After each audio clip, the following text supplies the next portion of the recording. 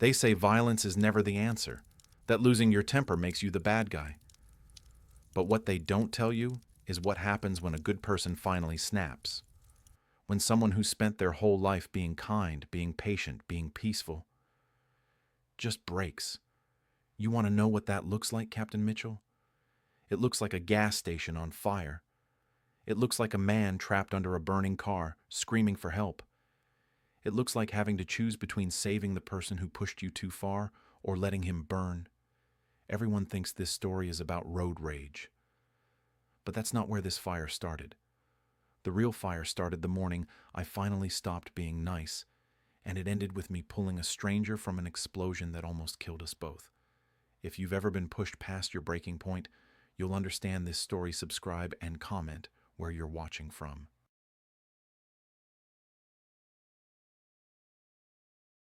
My name is Arthur Mason, and I'm 42 years old.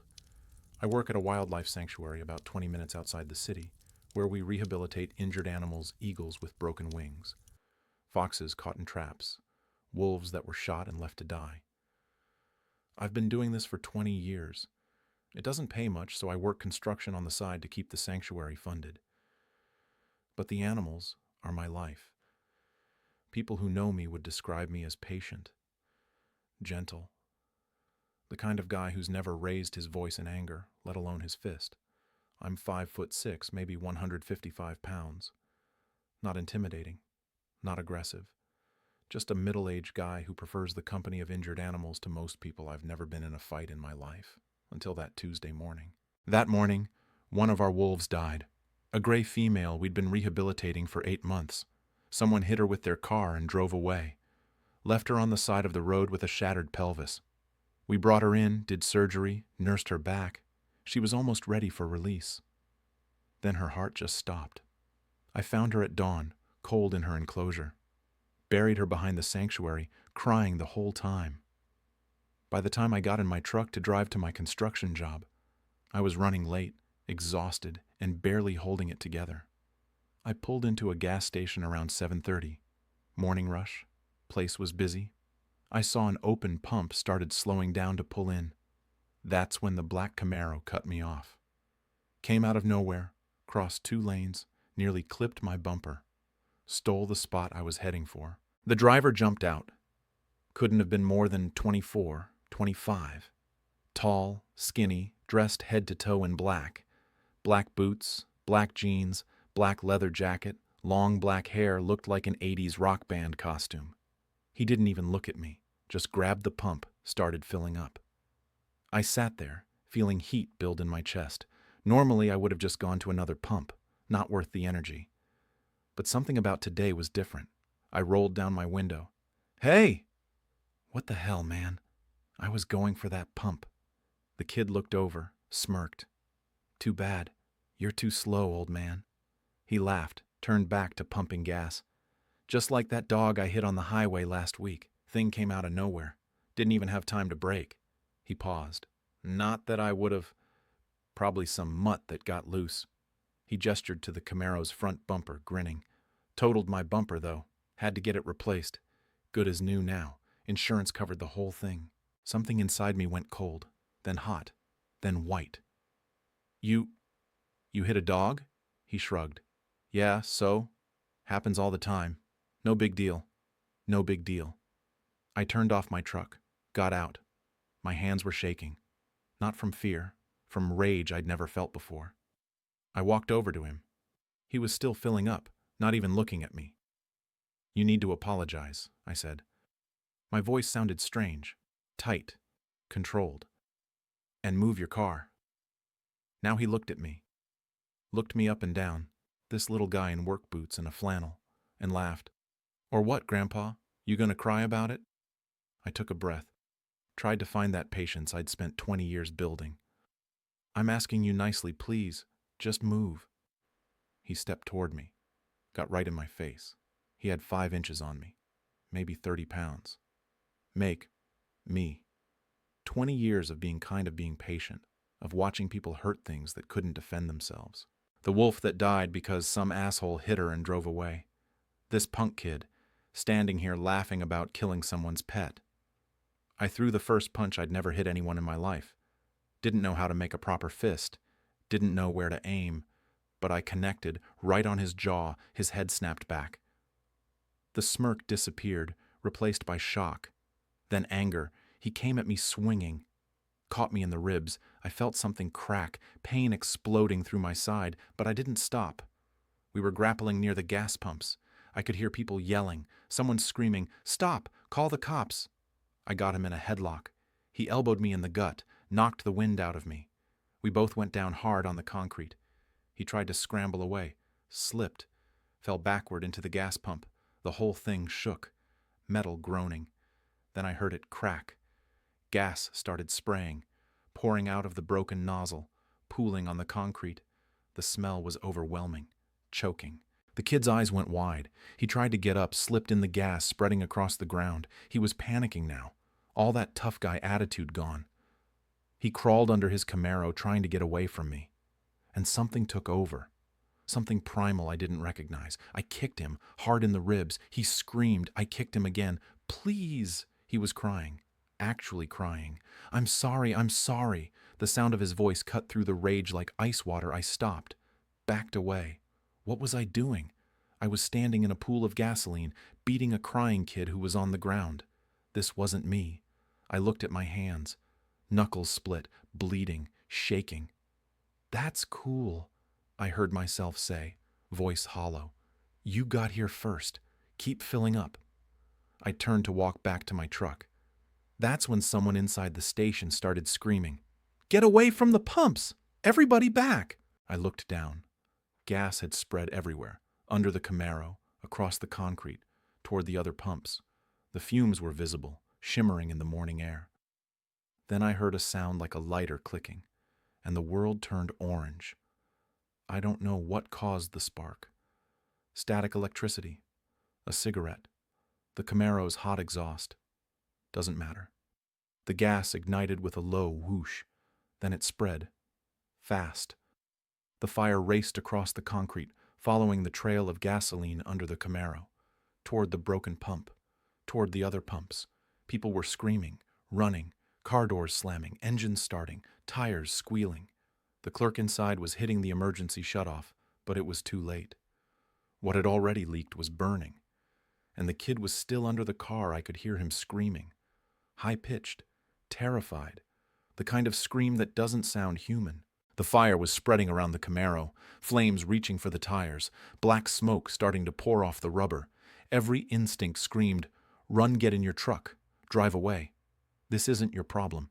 He disrespected you, laughed about killing animals. He deserves this." I took 3 steps toward my truck, stopped. I've spent 20 years saving things. Wolves that bit me, eagles that clawed my face, foxes so terrified they tried to kill me while I was helping them. I couldn't just let someone burn, even someone who'd pushed me to this. I dropped to the ground. The concrete was hot, the smell of burning rubber and gasoline choking me. I could see him under the car, curled up, hands over his head. "Hey!" I shouted. "You have to get out now!" "I can't. I'm stuck." The fire was getting closer. I could feel the heat on my face, my arms. I reached under the car, grabbed his ankles. He screamed, started kicking. "Stop! Let go!" I yelled. "I'm trying to save you. You're going to kill me. If you don't let go right now, you're going to burn. Let go!" The fire was inches away now. I could see it reflecting off the undercarriage of the car, creeping closer. The metal was getting hot. My hands were burning where they touched the frame. The kid was holding onto something, the undercarriage maybe, fighting me even as the flames approached. "Please!" I screamed. "I'm trying to help you." Finally, he released whatever he was gripping. I pulled. Hard. He came sliding out, his leather jacket scraping against the hot concrete, his shirt riding up, skin dragging across the rough surface. I pulled him 5 feet, 10 feet. The fire was right behind us, following the gas trail. 15 feet. The heat was unbearable. My hair felt like it was singeing. My lungs were burning from the smoke. 20 feet. I heard it then, a sound I'll never forget. Deep. Rumbling, like thunder underground. "Run!" someone screamed. I tried to stand, Couldn't. Grabbed the kid's jacket, started dragging him. Boom. The gas tank exploded. The force threw me forward. I felt myself lift off the ground, flying weightless for a split second. Then I hit the pavement face first. Hard. Everything went white, then black, then white again. My ears were ringing. Couldn't hear anything except this high-pitched whine. I rolled over, looked back. The Camaro was gone. Just a skeleton of metal in a column of flames shooting 20 feet in the air. Black smoke pouring into the sky. The heat was so intense I couldn't look directly at it. The kid was next to me on the ground, sobbing. Alive. The fire was spreading. To the pump we'd been at. To the pump next to it. To a third pump. In the distance, sirens. I tried to stand. My legs wouldn't work. My hands were screaming with pain. Someone grabbed me under the arms, dragged me further away. Fire department's coming. Don't move. I just lay there on the pavement, staring up at the sky, watching black smoke pour into the morning air like some kind of funeral shroud. What had I done? The fire trucks arrived maybe 3 minutes later. Felt like hours. Multiple trucks, sirens, firefighters in full gear jumping out. They were setting up foam lines, evacuating the area, checking for more explosions. Someone had wrapped a jacket around my shoulders. A paramedic was trying to get me to lie down on a gurney, but I couldn't. Kept staring at the fire. 3 pumps burning now. The Camaro was just twisted metal in the flames. A firefighter approached, tall, broad shoulders, gear covered in soot. "Sir, I'm Captain Mitchell. Are you injured?" I looked up at him. Tried to speak, but my throat was raw. "My hands," I managed, "burned." "Okay, let the medic take care of you. Can you tell me what happened here?" The paramedic was wrapping my hands in sterile gauze. Every touch was agony. I could see blisters forming, skin red and angry. "We got in a fight," I said. "I broke the pump, gas everywhere. Then it caught fire." Captain Mitchell crouched down next to me, making eye contact. "And the other man? The one being treated over there?" I looked over. The kid was sitting on another gurney, bruised ribs, scraped up, terrified, but alive. "I pulled him out," I said. "From under the car, right before it exploded." Captain Mitchell nodded slowly. "You saved his life." I laughed. It came out as a cough. "I'm the reason it caught fire in the first place. Can you tell me the whole story from the beginning?" So I did. While the medic worked on my hands, while foam poured onto the flames behind us, while his crew fought to control the fire, I told Captain Mitchell everything. How the kid cut me off. How he laughed about hitting a dog on the highway. How I'd spent that morning burying a wolf that died the same way. How I'd spent 20 years teaching patience and kindness. How I snapped. How we fought. How the pump broke. How the fire started. How I almost left him to die. "I've never hit anyone in my life, Captain Mitchell," I said, my voice breaking. "I work with animals. Injured animals. Abused animals. I've spent 20 years teaching patience and healing." I stared at my bandaged hands. "And this morning I beat up a kid and almost killed us both." I looked up at him. "What does that make me?" Captain Mitchell was quiet for a moment. Behind him, his crew was getting the fire under control. The explosions had stopped. Just smoke now, black and thick. "It makes you human," he said finally. "Humans break. We all have a breaking point. I almost let him die. But you didn't. When it counted, you went back. The police arrived then. Started taking statements. Multiple witnesses confirmed the kid cut me off. Started the confrontation. The gas station had surveillance footage. The kid's parents showed up, his mother crying, his father angry until he heard the full story. About the dog, about the fight, about Arthur saving him. The station owner didn't want to press charges. Insurance would cover it. And honestly, after seeing the footage, after hearing about the dog comment, he said the kid had it coming. The police let us both go with warnings. The kid apologized. Really apologized, tears streaming down his face. "I'm sorry," he kept saying. "I'm so sorry, about the dog, about everything. You saved my life and I—" "Go home," I told him. "Think about how you treat people, how you treat animals. Think about consequences." He nodded, still crying, and left with his parents. I sat in my truck in a nearby parking lot for a long time, hands bandaged, face covered in soot, watching the smoke rise from the gas station a quarter-mile away. I thought about the wolf, about 20 years of patience, about 5 minutes of violence, about how close I'd come to being a killer. I didn't go to my construction job that day. I went back to the sanctuary instead, sat with the animals, the foxes, the eagles, the remaining wolves. One of the young wolves came up to the fence of his enclosure, looked at me with yellow eyes, put his nose against the chain link where my bandaged hand rested. These animals knew. They could smell the smoke on me, the fear, the shame, and they didn't judge. I spent the rest of the day there reminding myself why I chose this life. Patience, kindness, healing. Violence only breeds more violence. I'd learned that lesson the hard way. That was Arthur Mason. I'm Captain Dean Mitchell, Station 47. We got the call at 7:42 in the morning. Gas station fire. Multiple pumps involved. Possible explosion risk.